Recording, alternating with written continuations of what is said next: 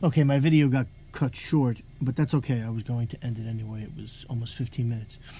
So anyway, I'm continuing to read from the book The Amazing Secret of the Souls in Purgatory, an interview with Maria Simma.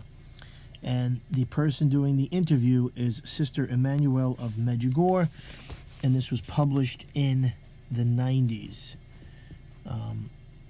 Okay, so we left off where the interviewer was asking Maria how we can avoid purgatory. All right, and she continues, I can't resist telling you a very lovely testimony of Father Berlot, who wrote a wonderful book on the souls in purgatory, concerning the help offered by these souls to those who relieve them by their prayers and suffrages. He tells the story of a person particularly devoted to the poor souls who had consecrated her life to their relief. Quote, at the hour of her death, she was attacked with fury by the demon, who saw her at the point of escaping from him.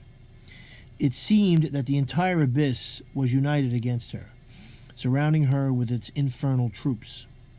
The dying woman struggled excruciatingly for some time, when suddenly she saw entering her apartment a crowd of unknown people of dazzling beauty, who put the demon to flight, and approaching her bed, spoke to her with the most heavenly encouragement and consolations. With her last breath, in great joy, she cried, who are you? Who are you, please, you who do so much good to me? The benevolent visitors replied, we are inhabitants of heaven, whom your help has led to beatitude, and we, in our turn, come in gratitude to help you across the threshold of eternity and rescue you from this place of anguish to bring you into the joy of the holy city. At these words, a smile lit up the face of the dying woman. Her eyes closed, and she fell asleep in the peace of the Lord. Her soul, pure as a dove, presented to the Lord of Lords, found as many protectors and advocates as souls she had delivered, and recognized worthy of glory, she entered in triumph among the applause and blessings of all those she had rescued from purgatory. May we one day have the same happiness. The souls end quote. The souls delivered by our prayers are extremely grateful. They help us in our lives. It is most perceptible. I have to agree with that. It is really true. I can give so many testimonies. I strongly recommend that you experience this yourself. They do help us. They know our needs and obtain many graces for us. Maria, I am thinking of the good thief who was next to Jesus on the cross. I really would like to know what he did for Jesus to promise him that this very day onwards he would be in the kingdom with him. He humbly accepted his suffering, saying that it was justice, and he encouraged the other thief to accept it too. He had the fear of God, which means humility. Another beautiful example related by Maria Simma shows how a good action makes up for a whole life of sin. Let's hear it from Maria herself. I knew a young man of about 20 in a nearby village. This young man's village had been cruelly stricken by a series of avalanches which had killed a large number of people.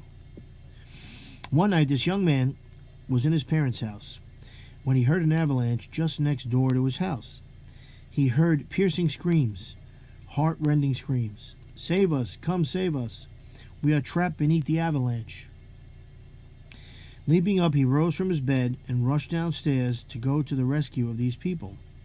His mother had heard the screams and prevented him from leaving. She blocked the door, saying, no, let others go and help them, not always us. It is too dangerous outside. I don't want yet another death. But he, because he had been deeply affected by these screams, really wanted to go to the rescue of these people. He pushed his mother aside. He said to her, yes, I am going. I can't let them die like this. He went out, and then he himself on the path was struck by an avalanche and was killed. 3 days after his death, he comes to visit me at night, and he says to me, have 3 masses said for me. By this I will be delivered from purgatory. I went to inform his family and friends. They were astonished to know that after only 3 masses he would be delivered from purgatory. His friend said to me, "Oh, I wouldn't have liked to have been in his place at the moment of death, if you'd seen all the bad things he'd done." But this young man said to me, "You see, I'd made an act of pure love in risking my life for these people. It's thanks to this that the Lord welcomed me so quickly into his heaven." Yes, charity covers a multitude of sins. This story shows us that charity, a single act of love, given freely, had been sufficient to purify this young man from a dissolute life. And the Lord had made the most of this moment of love. Maria, in fact, added that this young man might never again have had the opportunity to offer such a great act of love, and might have turned bad. The Lord, in his mercy, took him just at the moment when he appeared before him at his most beautiful, most pure, because of this act of love. It is very important at the hour of death to abandon oneself to God's will. Maria told me of the case of a mother of 4 children who was about to die. Instead of rebelling and worrying, she said to the Lord, "I accept death as long as it is your will, and I put my life in your hands. I entrust my sons to you, and I know that you will take care of them." Maria said that because of her immense trust in God, this woman went straight to heaven and avoided purgatory. Therefore, we really can say that love, humility, and abandonment to God are the 3 golden keys to going directly to heaven. Let me say that again for everyone. Therefore, we really can say that love, humility, and abandonment to God are the 3 golden keys to going directly to heaven. Okay, here's another chapter. Not another chapter, but another section in the chapter. Offer a Mass for them. Maria, can you now tell us what are the most effective means to help deliver the souls in purgatory? The most efficient means is the Mass. Why the Mass? Well, and I would encourage you to offer a Latin Mass, because it is Christ who offers himself out of love for us. It is the offering of Christ himself to God, the most beautiful offering. The priest is God's representative, but it is God himself who offers himself and sacrifices himself for us. The efficacy of the Mass for the deceased is even greater for those who attach great value to the Mass during their lives. If they attended Mass and prayed with all their hearts, if they went to Mass on weekdays, according to their time available, they draw great profit from Masses celebrated for them. Here, too, one harvests what one has sown. Now, of course, if you can't have the Latin Mass said, then have the Novus Ordo Mass said, but have a Mass said. A soul in purgatory sees very clearly on the day of his funeral if we really pray for him, or if we have simply made an act of presence to show we were there. The poor souls say that tears are no good to them, only prayers. Exactly. Someone dies and they want to bring flowers and this and that. Listen, it's nice, but it's worthless. It's worthless. The only thing that matters are the prayers for the soul of that person. So having a Mass said is the most important thing. There's nothing else. And you saying rosaries and offering sacrifices and prayers yourself or others. Often they complain that people go to a funeral without addressing a single prayer to God while shedding many tears. This is useless. Concerning the Mass, I will quote a beautiful example given by the Cure of Ars to his parishioners. He told them, "My children," now the Cure of Ars, by the way, was a saint, and he's a famous priest. "My children, a cure of Ars, it's pronounced, sorry. My children, a good priest had the unhappiness to lose a friend he cherished tenderly, and so he prayed very much for the repose of his soul. One day, God made known to him that his friend was in purgatory and suffered terribly. The holy priest believed that he could do no better than to offer the holy sacrifice of the Mass for his dear friend who had died. At the moment of the consecration, he took the host between his fingers and said, 'Holy Eternal Father, let us make an exchange. You hold the soul of my friend who is in purgatory, and I hold the body of your son in my hands. Well, good and merciful Father, delivered my friend, and I offer you, your son, with all the merits of his death and passion. The request was answered. In fact, at the moment of the elevation, he saw the soul of his friend shining in glory, rising to heaven. God had accepted the deal.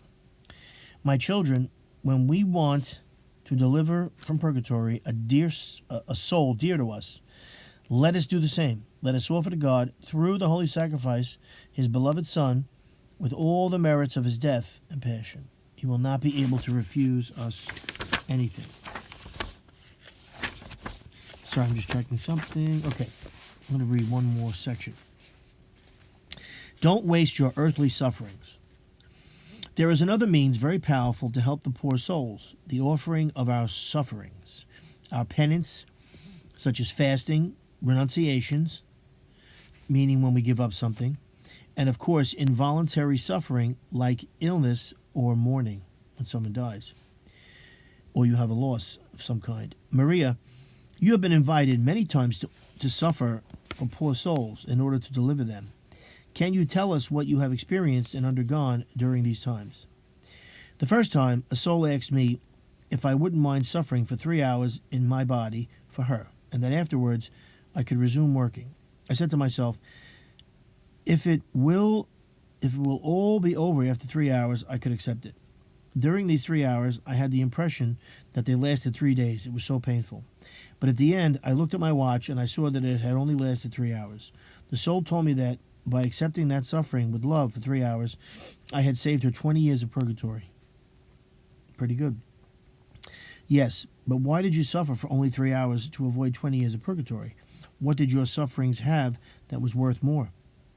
It is because suffering on earth does not have the same value.